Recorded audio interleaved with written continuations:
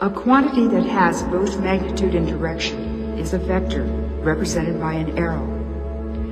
The arrow's direction is the direction of the quantity, and the length of the arrow indicates its magnitude. Displacement, velocity, and acceleration are all vectors. In equations, vectors are written in boldface.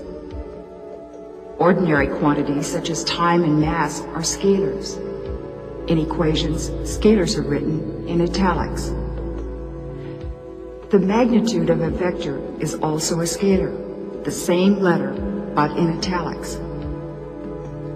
With vectors, even the most familiar mathematical operations acquire an entirely new meaning. For example, when two vectors are added together, the sum isn't merely a number, it's a new vector. Also, vectors can be subtracted from each other, and the result is another new vector. A vector can be multiplied by a scalar.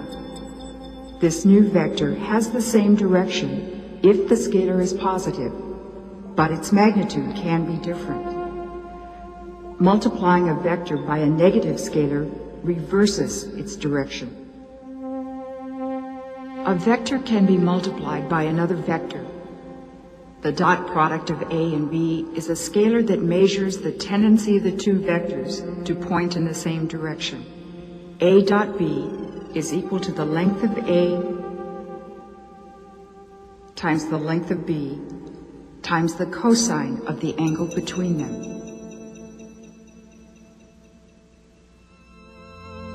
If A and B are perpendicular, their dot product is 0.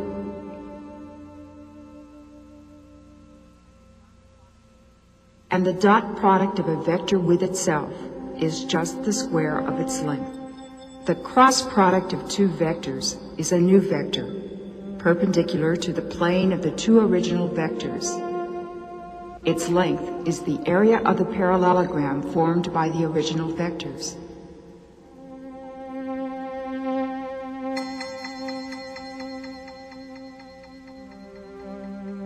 Its direction is determined by the right-hand rule. The cross product measures the tendency of two vectors to be perpendicular, and it's one of the more effective tools for describing, spinning, or rotating objects. Vector algebra makes use of two perpendicular unit vectors, I and j. The little hat over the vector means that it has length 1.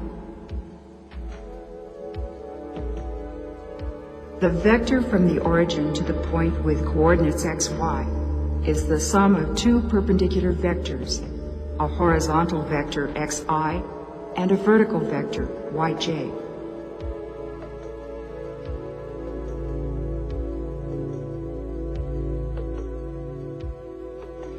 With the help of I and j, adding and multiplying vectors can be accomplished by ordinary algebra.